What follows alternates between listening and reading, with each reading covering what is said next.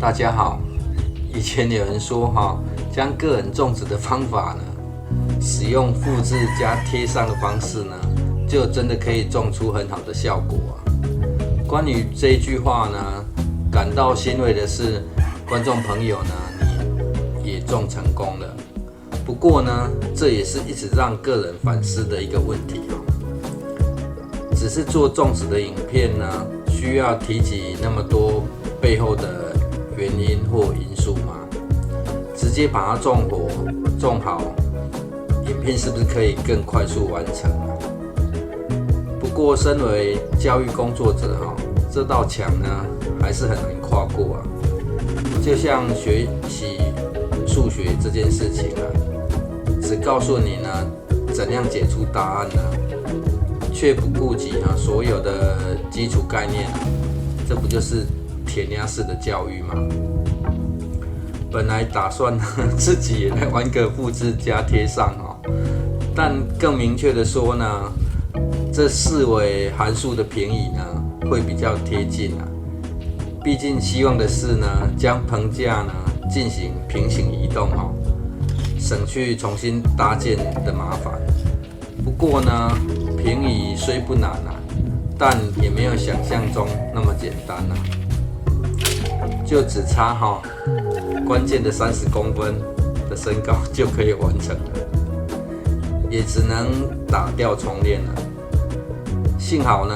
棚架搭设的时间很快加上呢可以将影片加速，所以就可以更快了。关于豆科植物种植个人是认为你只要会种其中一种大概所有的豆科植物呢就都大同小异了。一般种植上呢会有所差异呢，并不是在种植的部分而是棚架的搭设方法跟是否有在上攀爬绳个人是能省则省直立式棚架呢就不喜欢用攀爬绳，除了省事日后呢也比较方便拆卸。至于呢挖出沟槽的目的呢，并不是要种在沟槽里这是将工序整合等种植完呢就可以直接放养。这是将后续的琐事在种植的时候呢一次完成所以呢后面的种植技巧呢有很大的不同。但这凹槽呢对于棚架的搭设呢是方便了许多因为个人这些支撑棍呢有的细到不行所以呢有些地方呢得进行2根合并若是选择不拉攀爬绳的话，则是建议呢多插几根可支撑的木棍种植的时候呢就直接种在竹棍旁让它往上爬即可。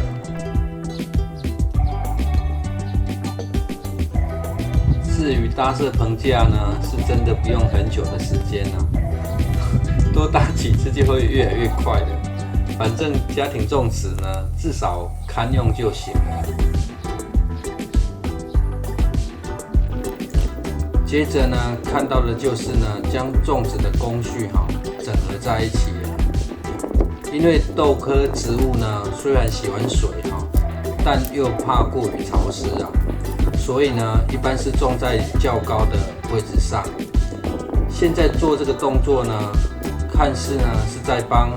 支撑木棍进行覆土，而这样做呢，确实也是可以让棚架更为稳固了。不过呢，这样做的主要目的呢，是要在中间呢挖出沟槽日后浇水的位置呢，就是浇在中间的沟槽让这粉圆豆的细根自行往下吸水而中间连埋的中药渣呢，则是主要给蚯蚓当作食物用的。毕竟呢，日后就是靠蚯蚓自行去施肥。另外呢，豆科植物呢本身就带有固氮作用了若土壤比较贫瘠呢，担心养分不足的话，一开始就可以给一点钾肥了。等开始开花的时候呢，再补充磷肥即可，不用再补充氮肥哦。而添加这药渣的另外一个原因呢，就是一直以来呢，这是水田种稻用的土壤。前阵子呢，遇到雨水期的时候呢，造成土壤过湿过黏所以有机会的时候呢，就会添加些有机质持续呢进行改善土壤。接着呢，又来到这最近很夯的地点隐藏式追肥草升级成的育苗草了。因为效果跟效率都非常好所以呢，算是被它追着跑。整地移植的速度呢，快跟不上育苗生长的速度了。移植的过程呢，记得先浇水方便呢带土移植。挖起时呢，有些地方感觉怪怪的，怎么土会捏不紧？仔细一看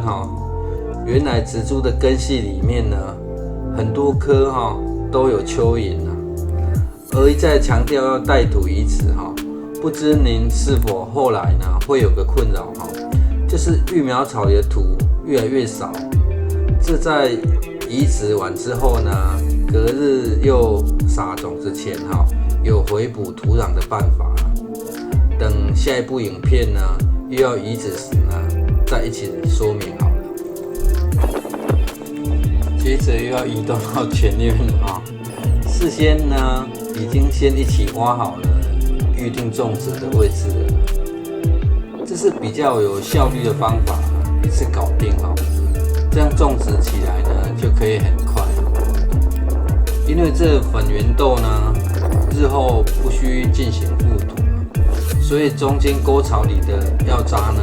就不需用土进行覆盖了。这是与一旁玉米笋种植的时候的差别。因为玉米笋呢日后可以覆土会长得比较稳固了。这吸地结构其实是一样的，唯一的差别呢只是药渣的位置上呢有预留覆土而已急着赶快种好时间到了又得走人了。最后放上近日测试效果的预告片目的是在找避免长草，然后天然肥料与土壤改良的超简易办法。从这百日草呢同时开出这么多朵大花感觉似乎是可行的。目前已经扩大范围进行测试了。近日呢会再附上测试办法。最后呢，祝大家中秋节快乐，谢谢收看。